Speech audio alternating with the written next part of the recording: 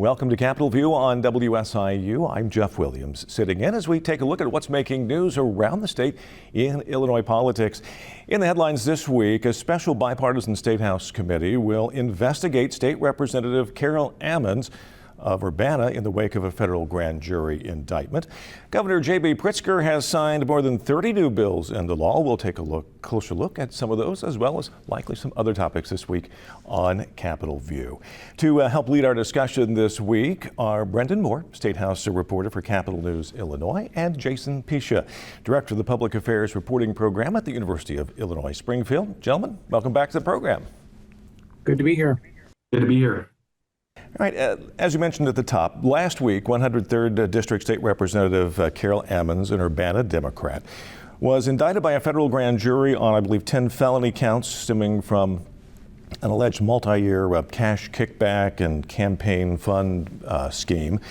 Her husband, Champaign County Clerk Aaron Ammons, also indicted on obstruction of justice for allegedly conspiring to impede a federal investigation. Representative Ammons has strongly denied that she has done anything wrong and that she disagrees with the allegations in the indictment. Republicans in the House initiated the formation of this special bipartisan investigation committee that is set, I believe, to get underway. Brenden, Capitol News Illinois, and you have been following aspects of this story. Kind of set the stage, bring us up to speed where things stand. Yeah, so last week, State Representative Carol Ammons, who has been in the State House for over a decade now, was indicted alongside her husband, Champaign County Clerk Aaron Ammons. Basically, part of the scheme that included allegedly illegal payments from her campaign account made to her daughter from local nonprofits that received grant funds that were arranged by her, by Representative Ammons. And then there was also allegations that essentially she was basically overcharging or overpaying certain folks from her campaign account and then having them gift back the excess funds to her. And the allegations that altogether this totaled more than $100,000. So there were 10 counts, including wire fraud, lying to an FBI agent, and obstructing justice. And that's for Representative Ammons. Aaron Ammons was charged with obstructing justice as well. And they were both arraigned in federal court this week. Again, Representative Ammons has denied any wrongdoing and has said that she will vigorously defend herself. So that's where we are on the legal front. And obviously, this is going to take some time. But in the legislative realm, pretty much immediately after she was indicted, House Speaker Chris Welch stripped her of her committee assignments and of any resources from the Speaker's office. And he essentially temporarily kicked her out of the House Democratic Caucus. We saw something similar when Representative Harry Benton was accused of some wrongdoing, not criminally, but some allegations of sexual harassment. So Representative Ammons kind of getting the same treatment as she works through these legal issues. However, the Speaker did not call for her resignation. Basically, he told us last week that he believes that she deserves due process, and that due process should come in a courtroom and not from the legislature.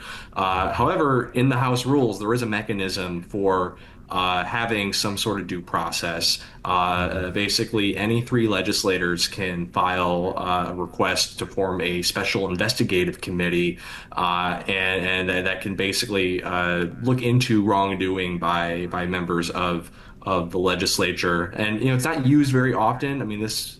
But it was invoked last week. There was a group of 11 Republican lawmakers that invoked it, and that kind of starts this process of Now the speaker appoints 3 members. The minority leader, Tony McCombie, appoints 3 members, and they basically look to see if there's any allegations of wrongdoing. And if they find that, at least 4 out of the 6 find that there's some wrongdoing, then it would advance to another committee that would essentially operate as almost kind of a trial in the legislature, and then they would see if there's any wrongdoing done and recommend punishment to the full House, which would vote on it. And punishment can include, like a censure, or could include expulsion.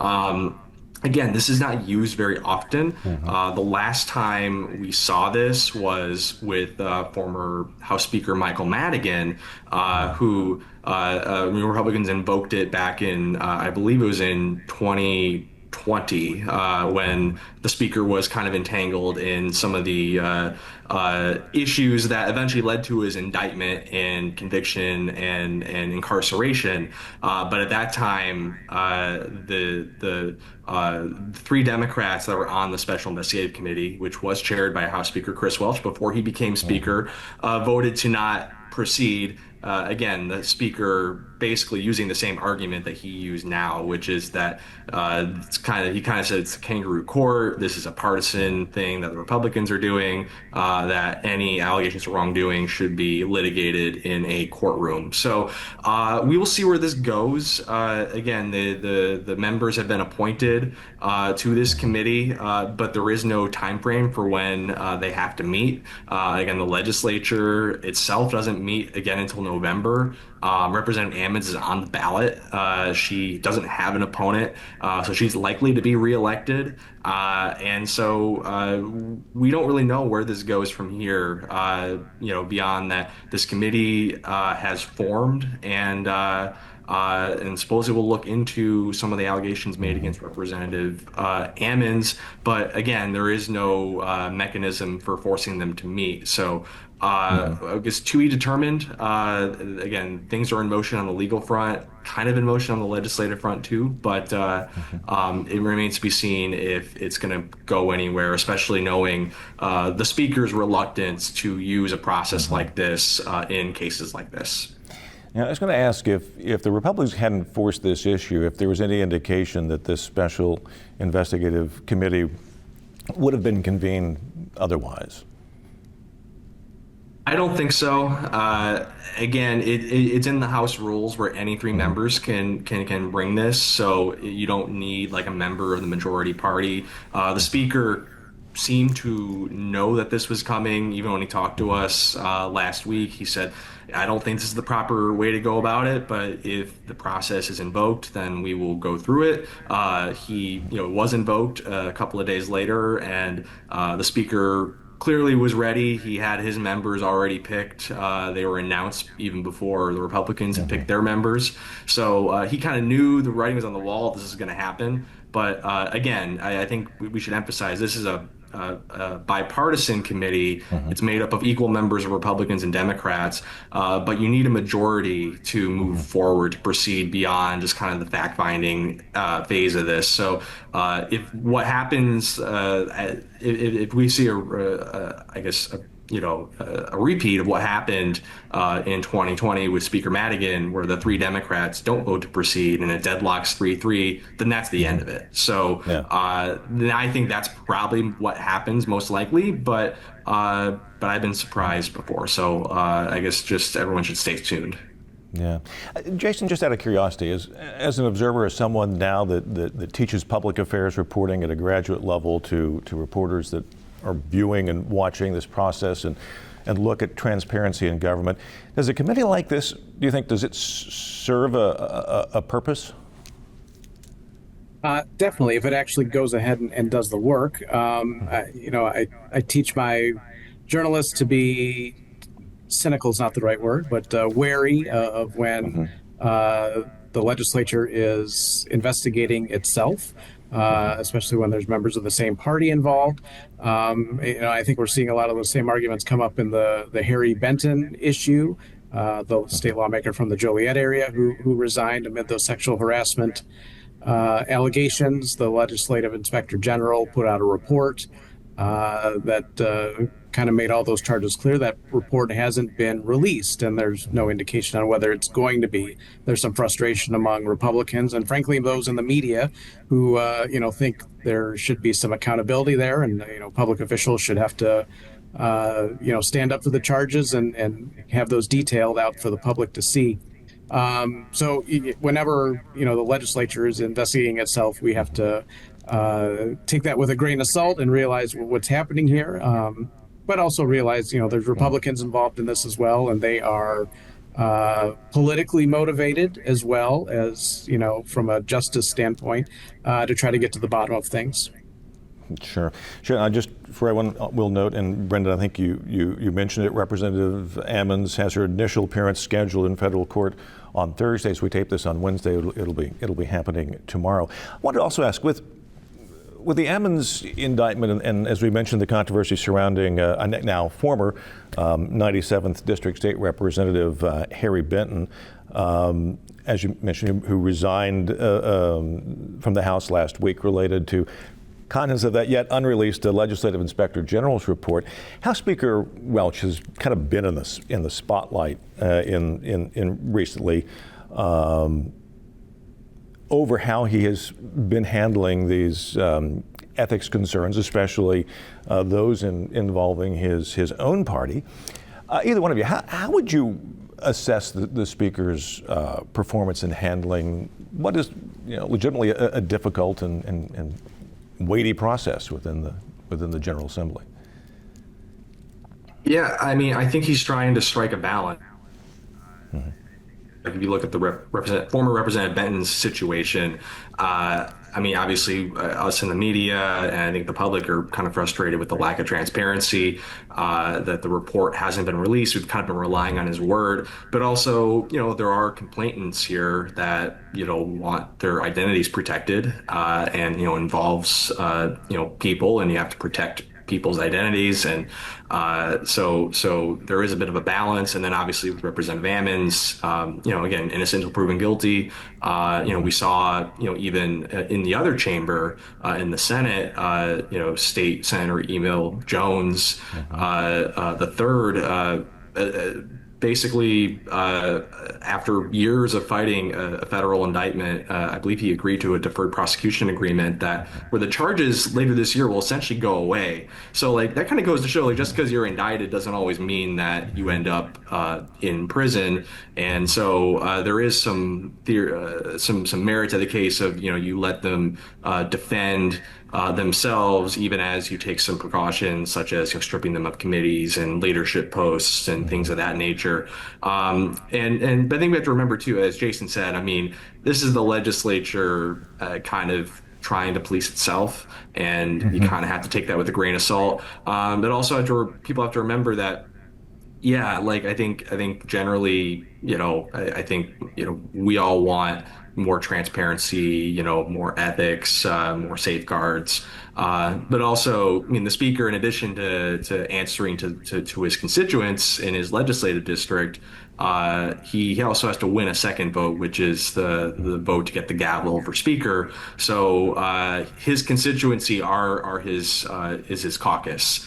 His now, I believe it's a 75-member caucus, given a couple of members were booted and resigned. And so it's a balance in that respect too, that you're trying to manage a caucus that again, these are legislators that don't necessarily want to be policed, and so again, I think balance is the right word, and I think it's just a question of, is he striking the right balance? Yeah. At this point, does it matter if the Legislative Inspector General report is released? I mean, Benton's resigned. Is there any precedent or need for this do you think, to be released at this point?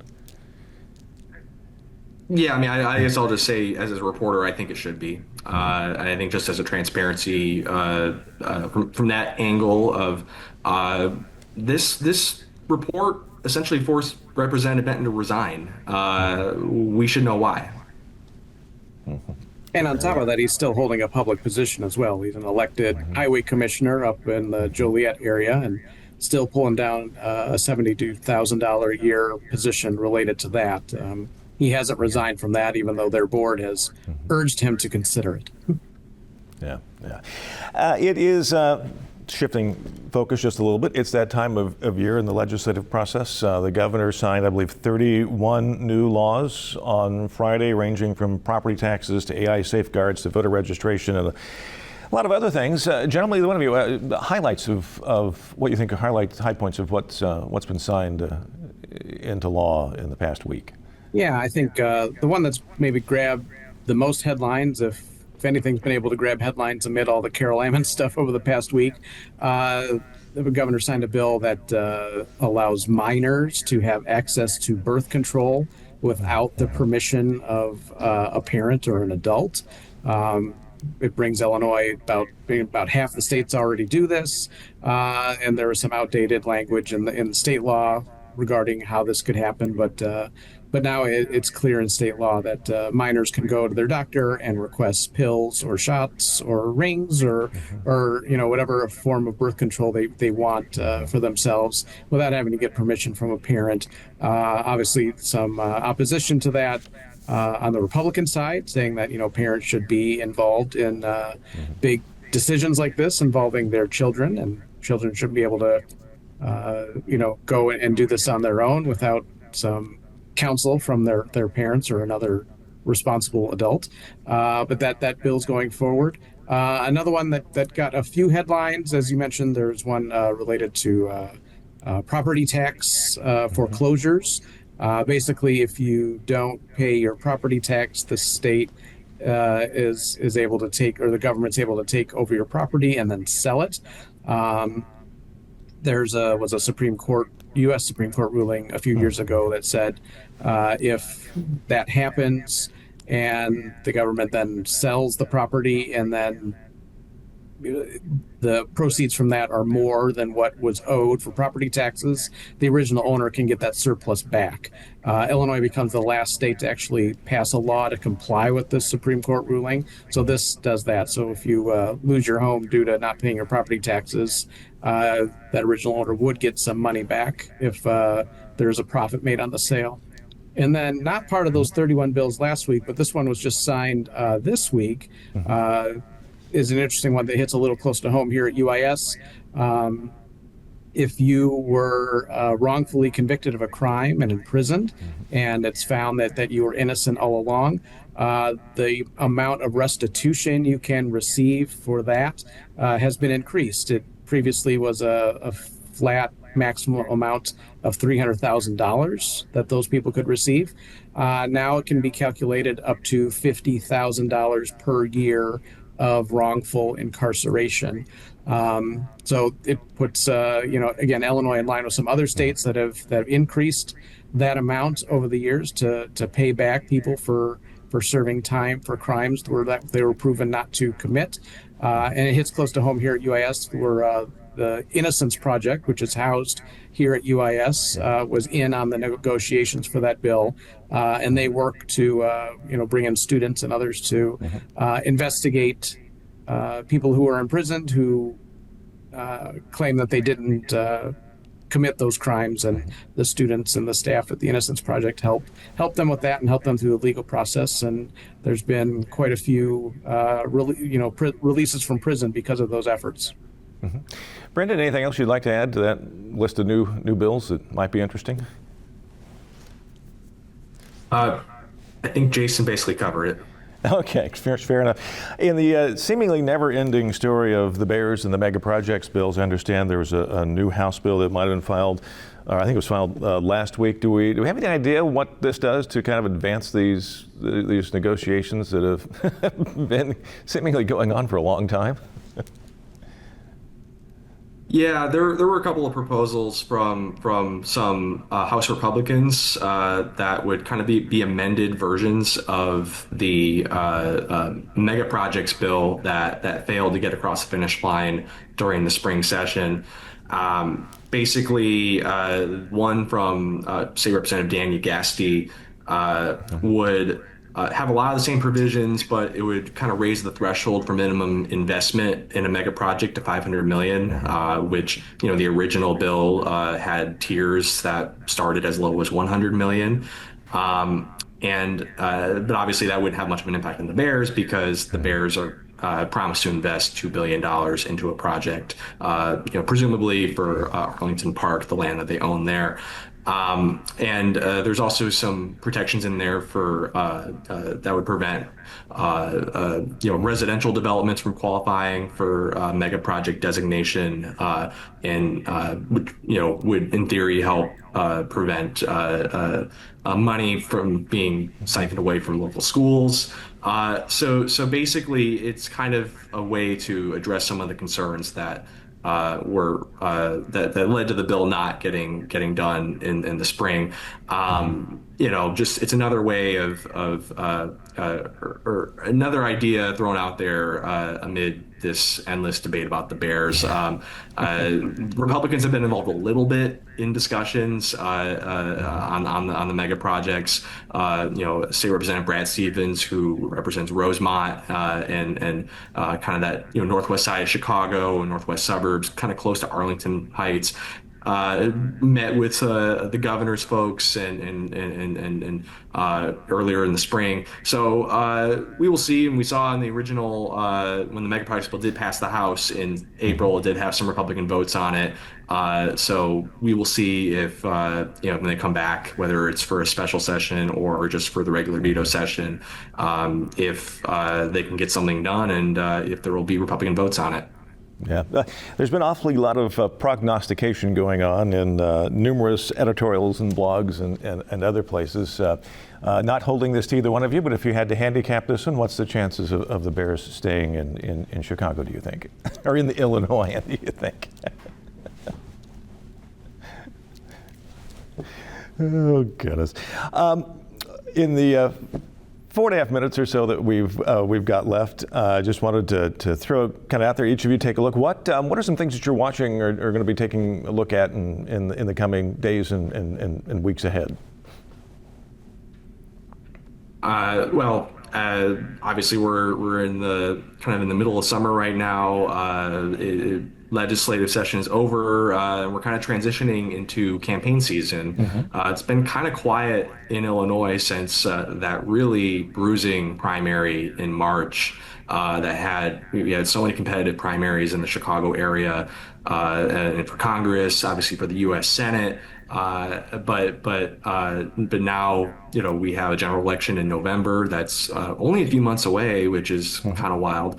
But we have a governor's race, Senate race. But one that I'm kind of looking at is a little bit beyond. In a couple of weeks, candidates can start circulating petitions to get on the ballot for mayor of Chicago in the February election next year. And so, Mayor Brenden Johnson hasn't announced yet whether or not he's running for re-election, but there are a lot of folks lining up to challenge him already, and include Comptroller Susana Mendoza, Congressman Mike Quigley, and there's probably about 10 to a dozen so far. Another name that could join very soon is Secretary of State Alexi Giannoulias. He released a few ads this week that, nominally for his reelection as Secretary of State, which we all kind of know he's heavily favored to win that race. His Republican opponent has basically raised no money.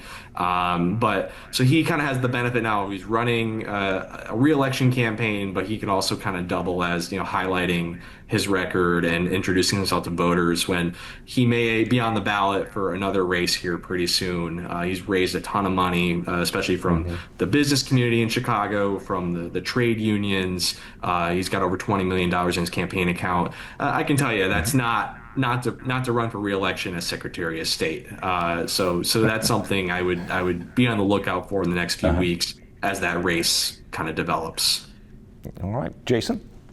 Yeah, also related to the election, as we're taping this today on Wednesday, today's the deadline for candidates to turn in their campaign finance reports for the quarter that just ended on June 30th. So it's always interesting to sort of take the temperature of how certain campaigns are doing in terms of raising money, what they're spending their money on. Obviously, we'll all be watching the governor's race. Governor J.B. Pritzker largely self-funds his own campaign, so we know where most, if not all, of his money comes from. It'll be interesting to see how much he's spending on TV ads and other media buys and other campaign efforts at this point. We know he's going to very much outspend and outraise Darren Bailey for the most part. But Darren Bailey, we'll see if he's sort of collected any headway in terms of raising money, and if he's planning to spend any big dollars on media at this point. We haven't seen him on television yet for his upcoming November election against the governor, but we'll see. There's also an independent candidate in the race who's doing a fair bit of self-funding as well. So again, by the time the show comes out, some of those news stories will be starting to trickle out on Thursday and Friday. So keep an eye on that. And while, I like to be idealistic and say that, money does not indicate if you're going to win an election, I think realistically it tells us if you have lots and lots of money, you have a pretty good chance to beat somebody who has very, very little money. So we'll be keeping an eye on that. All right. Jason, I'll let you have the last word. We are out of time for this edition of Capitol View. Gentlemen, thank you both for taking part this week in the discussion. It's a pleasure. All right. Brenden Moore, Capitol News, Illinois. Jason Piscia, Director of the Public Affairs Reporting Program at the University of Illinois, Springfield. Thank you both for joining us, and thank you at home for tuning in to this edition of Capitol View. I'm Jeff Williams. Have a good week.